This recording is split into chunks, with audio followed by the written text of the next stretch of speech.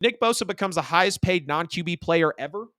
Nick Bosa becomes the highest paid defensive player in the league and of all time as he signs also a 5-year deal, but a little bit less than Joe Burrow did. Instead of 270, it's 170.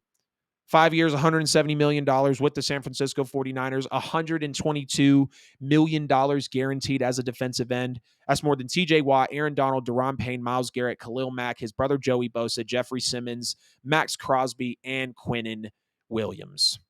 And we know Nick Bosa deserves this, right? He's an absolute beast. He was arguably the best player in the draft. He was easily the best edge rusher, the best defensive player in the draft. And when San Francisco drafted him, and brought him onto that defensive line, at that point, they literally had 5 first-round defensive linemen. Defensive tackle, nose tackle, defensive end, however you want to cut it. They had some dogs up there, some stars. Pass rushers out of the first round because we know that's what the San Francisco 49ers believe in. If they don't believe in paying a quarterback, damn it, if they don't believe in buying into a dynamic quarterback in today's league, there's one thing they're going to do. They're going to take care of the defensive linemen. They're going to put them in a great position to succeed. And Nick Bosa was confident. He knew he was, he was confident. He knew he was going to get this deal ever since March of 2022. He knew he was going to get extended. He said, I'm pretty confident about it. I know I'll get what I deserve.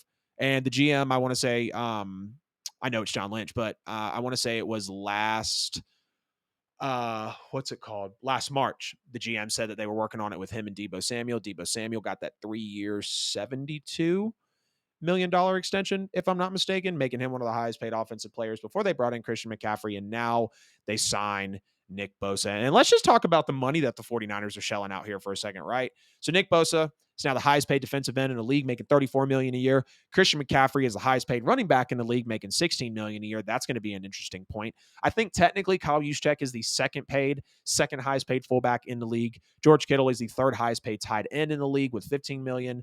Trent Williams is the third highest paid left tackle with 23. Fred Warner is the third highest paid linebacker at $19 million. Javon Hargrave, sixth highest paid defensive tackle at $21 million. And Deebo Samuel is the seventh highest paid wide receiver, probably soon to be eighth highest paid once Justin Jefferson gets his deal. Seventh highest paid wide receiver. And of course, we've got Brock Purdy coming in with an average of the least among all NFL starters, which, go figure, he was literally the dead last pick in the NFL draft. He was damn near undrafted. Starting quarterback in the NFL, $934,000. Only $934,000, man. If I made that a year, if that's the low end of your job, your career, your payday, you're clearly doing something right. I'm just saying. But we know that Brock Purdy's not getting paid like Trent Williams, Fred Warner, Javon Hargrave, Deebo Samuel, Kittle, Juszczyk, McCaffrey, or Bosa are, but all those guys above as well, with the exception of Hargrave, of course. I've been with that team, and of course, Christian McCaffrey. Have been with that team for a while, but we're not going to knock the Niners for paying Bosa. And originally I said that they didn't have to rush to do it. It wasn't like, yes, it's a priority because 32 out of 32 teams in the league would sign him. I don't give a shit who you are. He's a beast, an absolute dog. Damn, I really forgot what I was going to say. Jeez, absolutely hate when that. Oh, excuse me.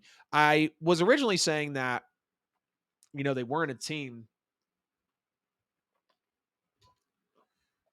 that necessarily had to pay him off the rip.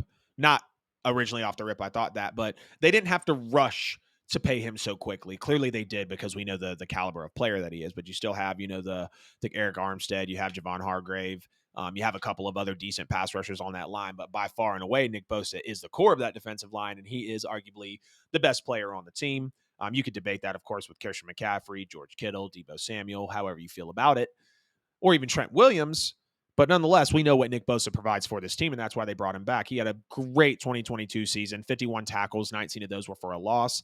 League-leading 18.5 sacks, reigning defensive player of the year, yes, he is the reigning defensive player of the year, 48 quarterback hits, 2 forced fumbles, 3-time Pro Bowler, and he was the 2019 Defensive Rookie of the Year as well. And across 4 seasons and 51 games, we know that in week 2 of his sophomore season, he tore his ACL. He was out for the year.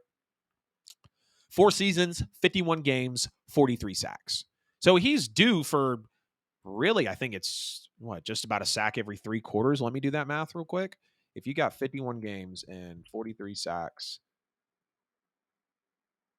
oh wait, 43 sacks over 51 games. Yeah, so that's like literally a sack every 3 quarters roughly. That's point 0.8 sacks a game. So some games he's getting 1, maybe 2, skipping 1 the next game. But no doubt, look for the Niners to be a top defensive unit again. This was no shock. We knew Nick Bosa was going to get paid.